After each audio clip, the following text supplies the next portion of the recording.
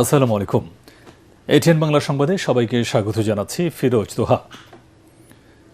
রাজধানীর উপর চাপ কমাতে সারা দেশে পর্যায়ক্রমে মৌলিক সুবিধা বাড়ানোর কাজ চলছে বলে জানিয়েছেন প্রধানমন্ত্রী তারেক রহমান। সংসদে তিনি বলেন, শিল্পায়ন, চিকিৎসা ও শিক্ষা প্রতিষ্ঠানের সুবিধা বাড়ানোর কাজ শেষে ঢাকায় চাপ কমবে। পরিচ্ছন্ন ও সবুজ রাজধানী গড়তে একগুচ্ছ পরিকল্পনাও তুলে ধরেন সংসদ নেতা। চট্টগ্রামে জলাবদ্ধতা দূর করতে উদ্যোগ নেওয়া হয়েছে বলেও জানান তিনি। ফ্যামিলি কার্ডে অর্থায়ন মূল্যস্ফীতি কমাবে বলেও সংসদকে আশ্বস্ত করেন প্রধানমন্ত্রী। কোরিয়া ভিত্তিক বেসরকারি প্রতিষ্ঠানের বিনিয়োগে মাতাইল ল্যান্ডফিলকে সমন্বিত সার্কুলার ইকোনমি ভিত্তিক বর্জ্য ব্যবস্থাপনা এবং জ্বালানি উৎপাদন কেন্দ্রে রূপান্তর করার মাধ্যমে সকল বর্জ্যকে জিরো বর্জ্যতে রূপান্তর করার পরিকল্পনা গ্রহণ করা হয়েছে। মিয়াওয়াকি ফরেস্ট, জাপানিজ একটি ফরেস্ট, এক ধরনের ছোট ছোট উন্মুক্ত মিডিয়াম জিরো সয়েল সবুজে আবৃত করার চেষ্টা করা হচ্ছে। আগামী 5 বছরে ইনশাল্লাহ 5 লক্ষ বৃক্ষরোপণের লক্ষ্যমাত্রা নির্ধারণ করা হয়েছে। বৃষ্টি ও উজানের ঢলে হাওরে ডুবছে ফসলের ক্ষেত। পাহাড়ি ঢলের কারণে নদীর পানির চাপ বেড়ে যাওয়ায় ফসল রক্ষা বাঁধ ঝুঁকির মুখে। এতে দিশেহারা হয়ে পড়েছেন হাওরের কৃষকরা। এদিকে জামালপুরে 2 জন ও রাজবাড়ীতে বজ্রপাতে 1 জনের মৃত্যু হয়েছে। বরিশালে বজ্রপাতে 2 শিক্ষক সহ নেত্রকোনা ও মৌলভীবাজারে কংস, মনু, ধলাই, কুশিয়ারা নদীর পানি বিপদসীমার উপর দিয়ে প্রবাহিত হচ্ছে। এতে বন্যার শঙ্কা দেখা দিয়েছে। এদিকে ঝোড়ো বাতাস আর টানা বৃষ্টিতে গরম কমলেও জলাবদ্ধতায় ভোগান্তিতে পড়েন নগরবাসী। বিভিন্ন এলাকায় পানি জমে থাকায় অফিস ও স্কুলগামী মানুষ পড়েন বিপাকে। সময় মতো তারা গন্তব্যে পৌঁছতে পারেননি। ওদিকে আবহাওয়া অধিদপ্তর বলছে, আগামী 7 দিন এই বৃষ্টি অব্যাহত থাকতে পারে। গাড়ি খুঁজতে খুঁজতে আমাদের শরীর পুরো ভিজে গেছে, আমাদের ইউনিফর্ম নষ্ট হয়ে গেছে। আমরা তো জলপথে আটকে গেছি, এখন তো অফিসে এতক্ষণ যাইতে পারি নাই।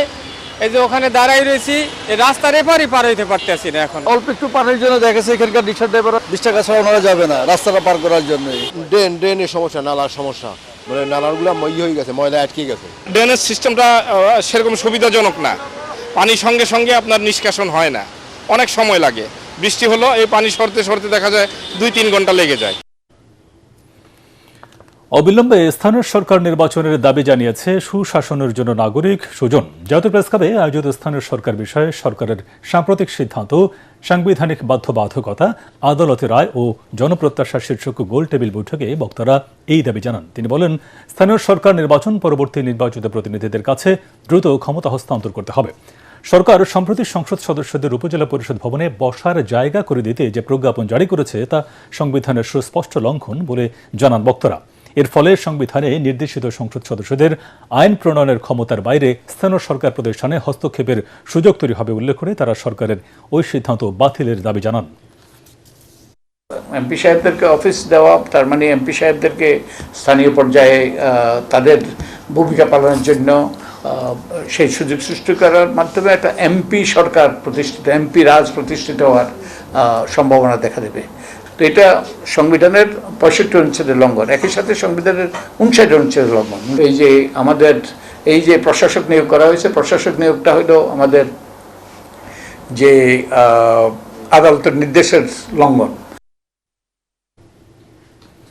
নির্বাচনে কেন্দ্রীয় সরকার প্রভাব বিস্তারের চেষ্টা করছে বলে অভিযোগ করেছেন পশ্চিমবঙ্গের মুখ্যমন্ত্রী মমতা ব্যানার্জি। নিজ আসনে ভোট দেওয়া শেষে তিনি এই অভিযোগ করেন। ইভিএমে যান্ত্রিক ত্রুটি ও নেতাকর্মীদের ধরপাকড়ের অভিযোগ করেন তিনি। এদিকে বিধানসভা নির্বাচনে তৃণমূলের ভরাডুবি হবে বলে দাবি জানিয়েছেন বিধানসভার বিরোধী দলীয় নেতা ও মমতার প্রতিদ্বন্দ্বী প্রার্থী শুভেন্দু অধিকারী। এদিকে আগামী 4 মে ফলাফলের দিন নিজেদের বিজয় উৎসবের ঘোষণা দিয়েছেন দেশের প্রধানমন্ত্রী নরেন্দ্র মোদী।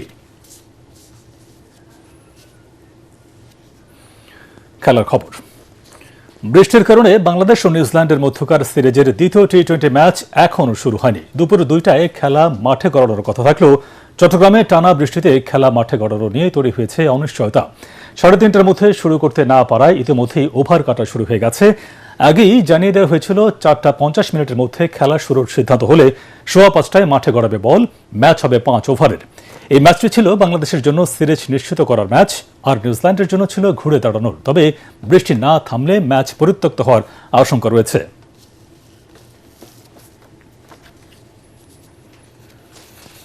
পরবর্তী সংবাদ দেখার আমন্ত্রণ জানিয়ে এখনকার মতো শেষ করছি। আর ATN বাংলার সংবাদ ইউটিউবে দেখতে ব্রাউজ করুন youtube/ATN বাংলা নিউজ। ধন্যবাদ সবাইকে।